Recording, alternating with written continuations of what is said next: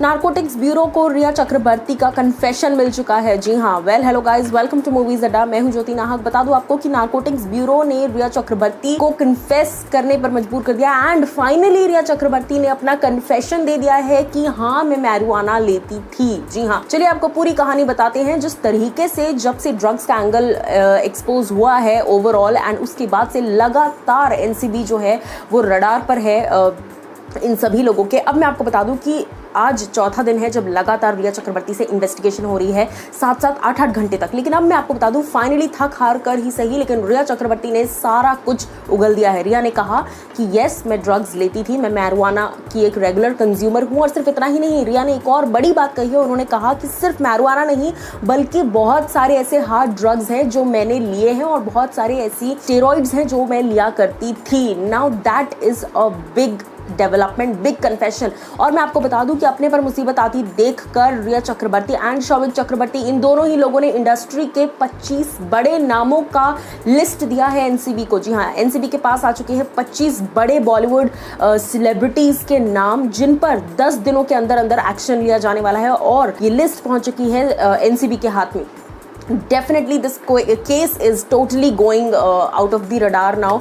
अब ये जो है बहुत ही ज़्यादा स्ट्रिक्ट मैटर हो चुका है। 25 ऐसे बड़े नाम, आप सोच सकते हैं कितनी बड़ी बात है। रिया एंड शौविक इन दोनों ने मिलकर 25 ऐसे बड़े नाम बताए हैं जो कि इस पूरे रैकेट में इन्वॉल्व हैं। So definitely this is going to be a very big news. क्या कुछ आपकी राय है इस पर, क्या कुछ आप कहना चाहते हैं या आप मुझे बताइए कमेंट सेक्शन में। पर हाँ, जो भी बातें रिया चक्रवर्ती ने कही थी कि मैं सुशांत के लिए मंगाती थी ड्रग्स और ये सारी चीज़ें, वो सब बातें झूठी साबित हो गई हैं खुद रिया के कन्फेशन से। क्या कुछ आप कहेंगे, आप बताइए कमेंट सेक्शन में।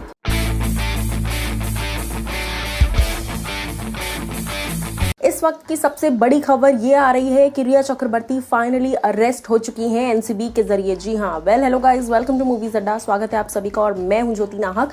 बता दूं आपको कि फाइनली ये खबर आ चुकी है कि रिया चक्रवर्ती अरेस्ट हो गई हैं। जी हाँ, यहाँ इस वक्त ये खबर आई है और उसके कुछ ही देर बाद रिया चक्रवर्ती को लेकर जाया जाएगा सायन के एक हॉस्पिटल में, जहां पर उनका कोविड-19 का टेस्ट होगा और फिर उन्हें कोर्ट में 6 बजे से पहले पेश किया जाएगा उनकी रिमांड के लिए, उनकी कस्टडी के लिए। मैं आपको बता दूं कि कई उतार चढ़ाव आने के बाद रिया ने कई कोशिशें की कि वो अपना साइड जो है एनसीबी को बताए, जिससे कि वो एनसीबी को गुमराह कर पाए। लेकिन फाइनली एनसीबी के जो स्ट्रिक्ट ऑफिसर्स हैं उन्होंने बाय हुक और बाय क्रुक इस बात का पता लगा ही लिया कि yes, Rhea Chakraborty was involve. Rhea ने खुद कन्फेशन कर दिया है अपना। जी हाँ, और खुद के कन्फेशन के बाद कोई इसको बचता ही नहीं है नेगेटिविटी के लिए। और ऐसे में रिया चक्रवर्ती को लेकर ये फुल एंड फाइनल खबर आ चुकी है कि yes, Riya has been arrested by the NCB. और हालांकि बाकी के जो केसेस है, चाहे वो ईडी का हो, चाहे वो बिहार पुलिस में जो केस है या फिर वो सीबीआई का केस हो, वो सब चल ही रहा है। लेकिन हाँ, ड्रग्स के मामले में रिया चक्रवर्ती हैज बीन अरेस्टेड। और सिर्फ रिया नहीं, मैं बता दूं आपको कि इससे पहले ऑफकोर्स सैमुअल मिरांडा,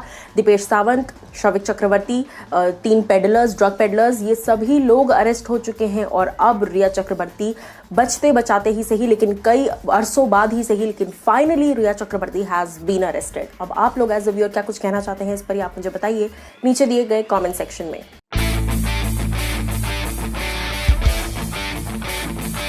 बॉलीवुड में कुछ जोड़ियां ऐसी है, अगर एक का नाम आता है तो दूसरे का नाम उसके साथ ऑटोमेटिकली आ जाता है। जी हाँ, यहाँ पर मैं बात कर रही हूँ सलमान खान के बेटर हाफ कह सकते हैं आप, जो हमेशा उनके साथ रहते हैं, यानी कि शेरा की। Hello guys, welcome to movies Adda. मैं हूं ज्योति नाहक। बता दूं आपको कि बॉलीवुड की ये जो जोड़ी है ये हमेशा ही एवरग्रीन रही है। शेरा सलमान के साथ तब से है जब से सलमान ने अपना करियर जो है वो शुरू किया है। काफी उतार चढ़ाव दोनों ने साथ में देखे हैं, लेकिन शेरा ने कभी सलमान का साथ नहीं छोड़ा। अब मैं आपको बता दूं कि इसी इमोशन को दिखाती हुई एक पिक्चर सोशल मीडिया पर वायरल हो रही है, जहां पर शेरा नजर आ रहे हैं सलमान खान के साथ। एंड अगर आप देखेंगे तो दोनों ऑलमोस्ट एक जैसे ही लग रहे हैं। एंड हालांकि सलमान का कोई मुकाबला नहीं है, बट स्टिल दोनों एक जैसे लग रहे हैं। एंड मैं आपको बता दूं कि शेरा जो है वो भी सलमान की तरह हैट लुक डॉन करते नजर आ रहे हैं एंड सलमान भी हैट लुक डॉन करते नजर आ रहे हैं। क्वारंटाइन का जब वक्त चल रहा था, जब लॉकडाउन का वक्त चल रहा था, उस वक्त सलमान और शेरा अलग अलग थे, क्योंकि सलमान पनवेल फार्म हाउस पर थे और शेरा जो है वो मुंबई में थे अपने पेरेंट्स के साथ, अपनी फैमिली के साथ। लेकिन कुछ वक्त बाद फिर जिस तरीके से लॉकडाउन धीरे धीरे खुला, फिर शेरा गए और सलमान से मिले। एंड ये आई गेस अभी रिसेंट की पिक्चर है जब सलमान और शेरा साथ में हैं, क्योंकि सलमान ने भी शूटिंग्स जो है वो ध्यान में रखते हुए लॉकडाउन को थोड़ी बहुत शुरू कर दी है। तो क्या कुछ आपका कहना है इस फोटो पर, क्योंकि ये फोटो तो बहुत ही प्यारी लग रही है। एक जो जैसा शेरा कहते हैं मालिक और नौकर की एक जो दोस्ती है वो बहुत ही खूबसूरत लग रही है। क्या कुछ आपकी राय है इस पर, आप मुझे बताइए कमेंट सेक्शन में।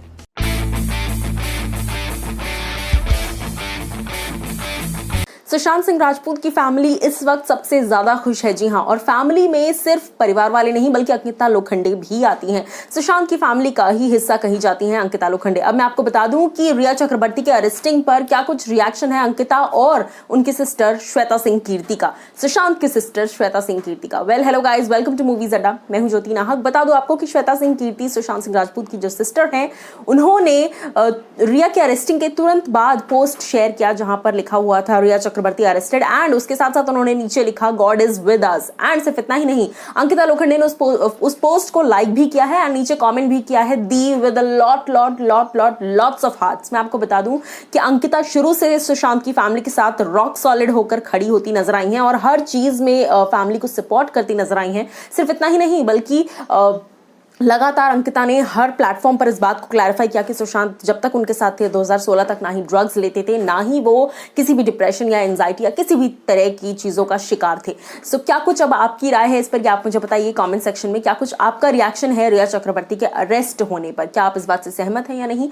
ये भी मुझे बताइए कमेंट सेक्शन में।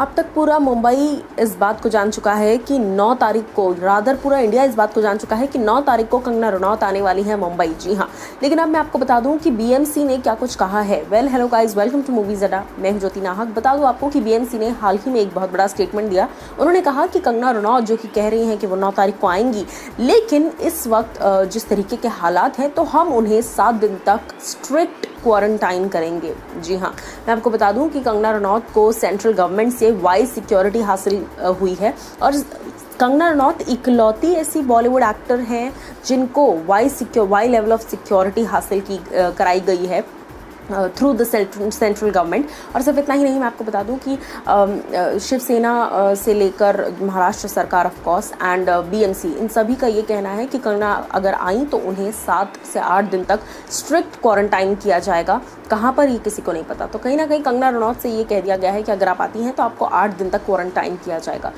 और क्वारंटाइनिंग ऐसी चीज़ है जिससे आप इस वक्त इनकार भी नहीं कर सकते एक सच्चे नागरिक होने के नाते। तो हो सकता है ये बहुत ही सोच समझ कर ये डिसीजन लिया गया हो। अब आप लोग मुझे बताइए क्या कुछ आपको कहना है इस चीज़ पर।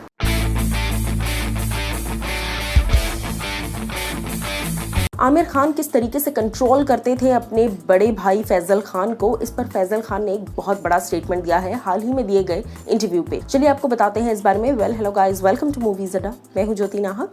बता दूं आपको कि इस वक्त इंडस्ट्री जो है वो सबसे ज़्यादा सवालों के घेरे में है। कैसा पैटर्न है, कैसे रहते हैं ये लोग, किस तरीके से चीज़ें होती हैं, जितना ग्लैमर है उसके पीछे कितनी कितना बड़ा दलदल है, ये सारी चीजें। अब मैं आपको बता दूं कि फैजल खान आमिर खान के भाई हैं जिनको आपने मेला फिल्म में देखा था आमिर के साथ। अब मैं आपको बता दूं कि आमिर तो बॉलीवुड के नंबर 1 सुपरस्टार बन चुके हैं, खानों में से एक खान बन चुके हैं, लेकिन फैजल खान अपना करियर नहीं चला पाए। ऐसे में जब फैजल खान ने हाल ही में जब बात की, जिस तरह का डिबेट इस वक्त चल रहा है पूरी इंडिया में, फैजल खान ने बताया कि किस तरीके से उनकी फैमिली ने 1 साल तक उन्हें घर के अंदर हाउस अरेस्ट करके रखा था। और सिर्फ इतना ही नहीं बल्कि उन्हें लगातार मेडिकेशंस दी जाती थी।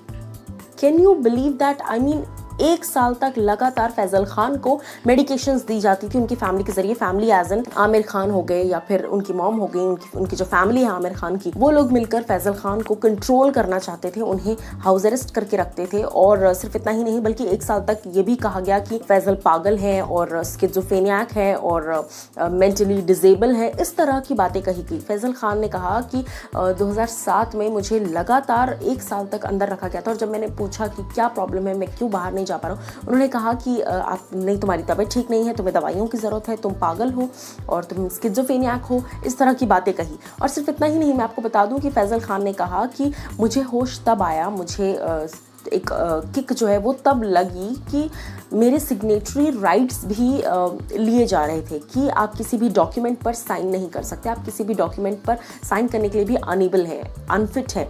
उस वक्त मुझे ऐसा लगा कि नहीं, दिस इज़ हाई टाइम, 1 साल से मैं हाउस अरेस्ट हूँ और अब मेरे सिग्नेटरी राइट्स भी लेने की बात की जा रही है, so I will move out and I will move to court. जी हाँ, उसके बाद फैज़ल खान उस घर को छोड़कर निकल आए और अपने रिलेशनशिप्स उन्होंने खान फैमिली से, यानी कि आमिर खान और उनकी फैमिली से ख़त्म कर दिए।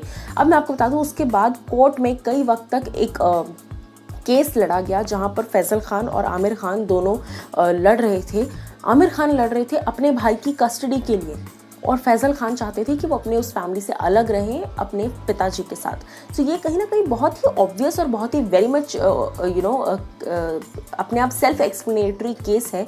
और उसके बाद हालांकि मैं आपको बता दूं कि ये केस फैज़ल खान जीते, लेकिन उन्होंने तमाम बातें जो ये बताई कि किस तरीके से 1 साल तक कंट्रोल किया जा रहा था, मुझे दवाइयाँ दी जा रही थी, मुझे दवाइयों के थ्रू कंट्रोल किया जा रहा था, हाउस अरेस्ट रखा जा रहा था, ये चीज़ें कुछ हद तक कहीं ना कहीं मिलती हैं सुशांत सिंह राजपूत से। और जहाँ पर उन्होंने कंट्रोल अपने हाथ में लेना चाहा तो शायद बहुत चीज़ें ख़राब हो गई और अब सुशांत हमारे बीच में नहीं है। लेकिन क्या कुछ आप कहना चाहेंगे इस पर, या आप मुझे बताइए इस बड़े रेवोल्यूशन पर जो फैज़ल खान ने किया है आमिर खान पर, या आप मुझे बताइए कमेंट सेक्शन में।